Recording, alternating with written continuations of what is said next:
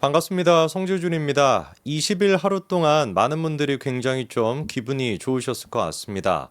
다른 게 아니라 드디어 이재명의 시대가 끝이 나는구나 라고 하는 것을 많은 분들이 체감하셨을 것 같은데요. 이번에 이제 검찰이 이재명에 대해 가지고 무려 징역 2년의 구형을 했습니다. 당연히 여러분들이 아시겠지만 구형이라고 하는 것은 검찰이 판사님한테 이 정도 형량을 좀 내려주십시오 라고 요청을 하는 것이고, 그게 실질적으로 이제 판사님이 어떻게 결정한지는 우리가 또 지켜봐야 되겠죠. 근데 이게 의미가 있을 수밖에 없는 게 그렇다라 그래가지고 선거가 안 나왔으니까 의미가 없다 이것이 아니라 이거 자체가 의미가 있죠. 왜냐면은 검찰에서 그렇게 조사를 통해 가지고 2년 가까이 되는 실형을 선고해 달라라고 요청했는데 재판부가 갑자기 뜬금없이 벌금 90만 원 이렇게 할 수는 없는 노릇 아니겠습니까? 그러다 보니까 지금 이제 예상이 되는 것은 검찰이 일단 징역 2년을 구형을 했으니 재판부 또한 마찬가지로 집행유예가 나올 가능성이 제일 높아 보이고, 그리고 또 실제로 재판부에서도 아예 그냥 구속을 시킬 실형을 바로 선고를 해가지고 구속을 시킬 가능성도 분명히 우리가 생각해 볼 수가 있을 겁니다.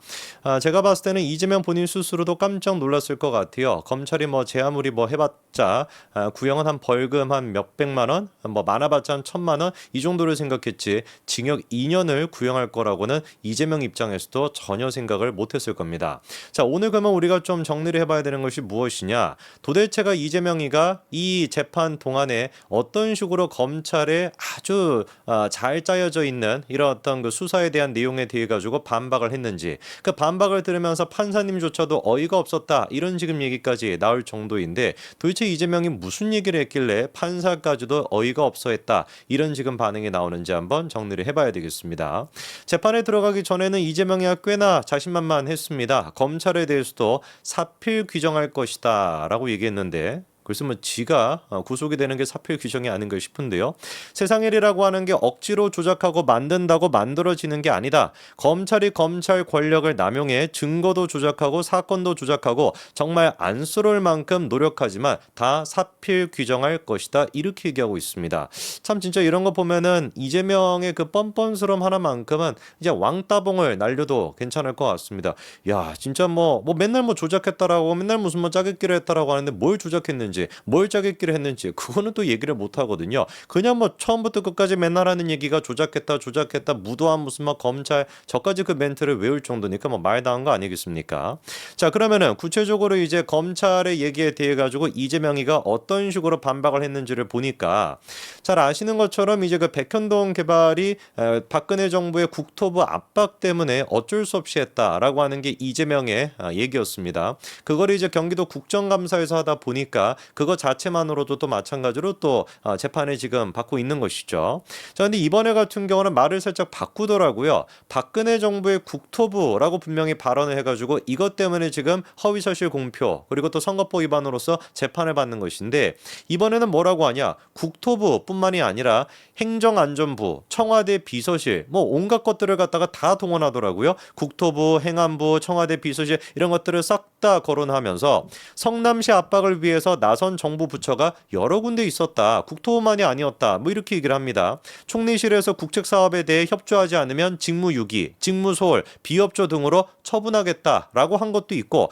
행안부가 이 행상을 보고하라고 한 공문까지도 확인했다. 이런 얘기를 막 떠들어댑니다. 질문이 드는 것이 뭐냐면, 왜 갑자기 지난번에는 국토부라고 하다가 이번에 같은 경우는 무슨 청와대 비서실까지 확장해가지고 얘기를 하는지, 정말로 그런 게 있었다라고 한다면 진작에 이거를 얘기하지 않았겠습니까? 그렇잖아요. 국토부가 압박을 했다. 이것 때문에 지금 지 정치 생명이 끝장날 판인데, 지금 이재명이 얘기하는 것처럼 행안부가 됐거나 청와대 비서실이 됐거나 문건까지도 있고 이 행상을 보고하라고 했다라고 하는 게 정말로 있었다라고 하면 왜 여지껏 얘기를 안 하다가 이제 와가지고 갑자기 뚱딴지 같은 소리를 하는 겁니까? 그리고 또 국토부에 대해 가지고 그러면은 검찰이 이제 또 질문했던 게 그거죠. 아니 그러면 진짜로 이런 것들이 있었다라고 한다면 왜 지난번에 국정감사할 때는 국토부만 콕 집어가지고 얘기를 했냐? 그랬더니 이재명의 얘기가 뭐예요? 수년간 걸친 이야기에 대해서 국정감사에서 7분 안에 답변을 해야 하다 보니까 압축적으로 얘기를 해서 이야기가 꼬인 게 있다 이렇게 얘기를 합니다.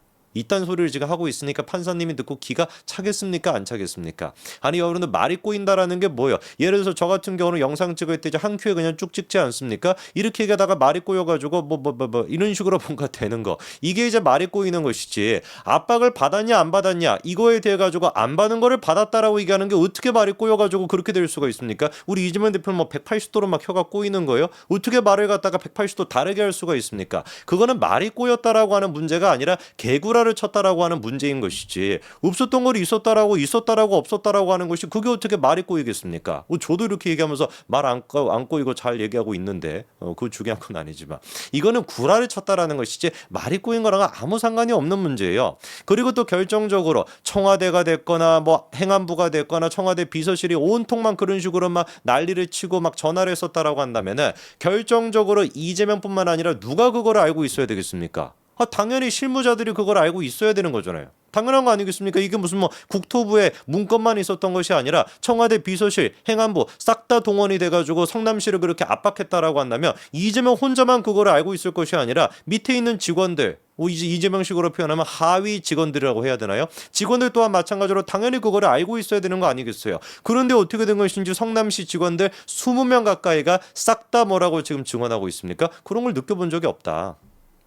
한 명이라도 뭔가 그래도 이재명 편을 들어 뭐 줄 법한 그런 상황이기도 한데, 참 우리 이재명 대표가 직원 관리 하나만큼은 기똥차게 잘하신 것 같아요. 단 한 명도 진짜 성남시 직원 가운데 압박을 느꼈다라고 지금 얘기하는 사람이 한 사람도 없습니다. 그러니까 이게 딱 드러나는 거 아니겠어요? 그 뭐라고 할까, 최측근이라고 할 수 있는 정진상이나 김용, 이런 인간들, 뭐 김현지가 됐거나 이런 인간들이야 입단속을 시켜놓고 잘 챙겨줘가지고 그렇게 끝까지 충성을 다하는 척하고 있는 것뿐인 것이고, 아무런 이재명이랑 상관이 없는 사람들, 지금 뭐 직원 20명 같은 경우는 뭔 죄로 뭐 이재명을 위해 가지고 받은 것도 없고 혜택을 받은 것도 없는데 뭐하러 이재명을 막 지키겠답시고 증언한다고 거짓말을 해가지고 위증죄로 처벌받을 그런 어떤 위험 감수를 하겠습니까? 택도 없는 것이죠, 그렇죠? 그렇기 때문에 직원 20명 단 한 명도 이재명을 위해 가지고 내가 압박을 받았소이다, 이재명 대표님 말씀이 맞소이다 라고 얘기하는 사람이 한 사람도 없다라는 거예요.